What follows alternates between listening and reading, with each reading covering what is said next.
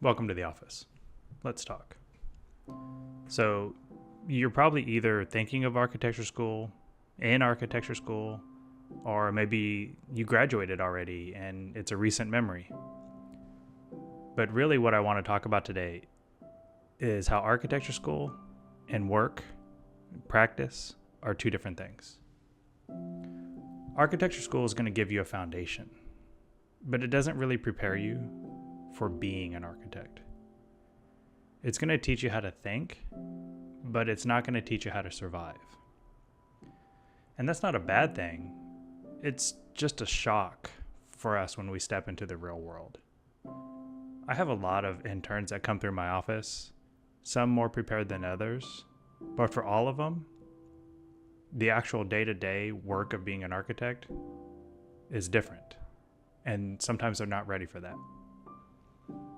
So today, I want to talk about that gap, the quiet, messy, complicated space between school and practice, and why most of us, we have to relearn everything we knew the moment we hit our graduation. So in school, studio's your world. You live there, you breathe there, you eat there, you probably sleep there quite often. It's a strange environment. You're surrounded by your peers. You're working on high concept designs, but with no budgets, no clients, no deadlines that really matter. It's creative freedom, but with a safety net. In practice, that safety net disappears. Your project, that's your client's livelihood.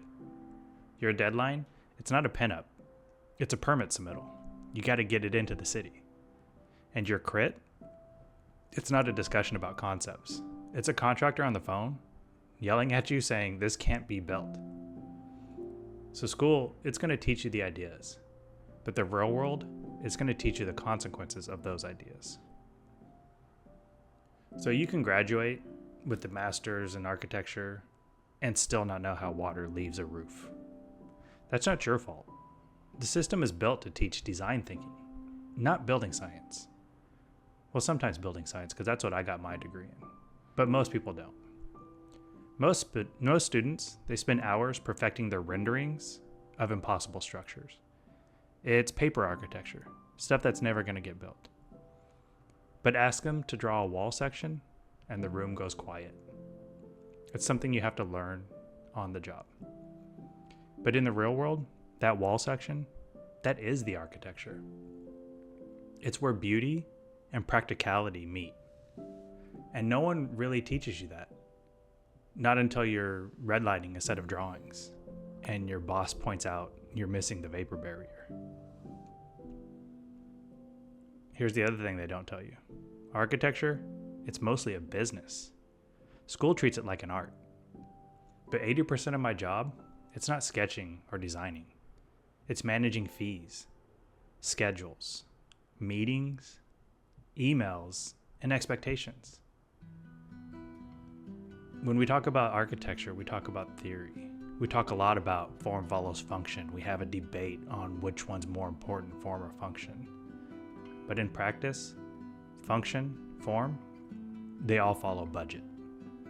You have to learn to design within constraints, not despite them.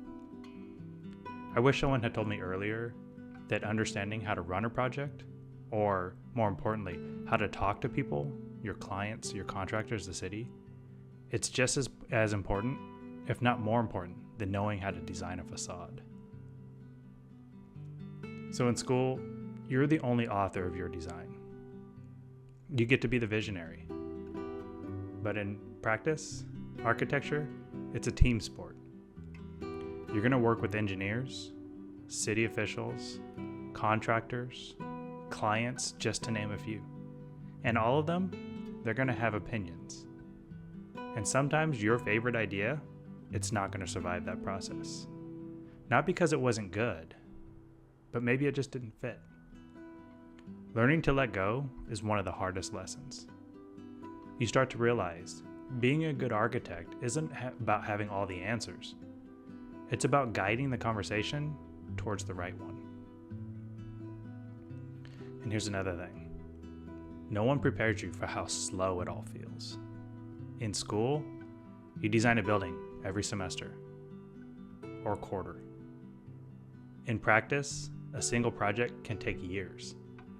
I have projects I'm working on right now that I started 6 years ago. Yes, they're very large projects, but it's exciting at first until it's exhausting. That adrenaline you felt during finals week, it has to get replaced by patience. And if you don't find joy in that process, in the small, invisible wins, it's real easy to burn out. Architecture's a long game. You have to learn to love the work even when no one's watching. But to be fair, school does give you something far more valuable than any software skill. It teaches you how to think critically. It teaches you how to take feedback without crumbling. It teaches you how to see the world differently.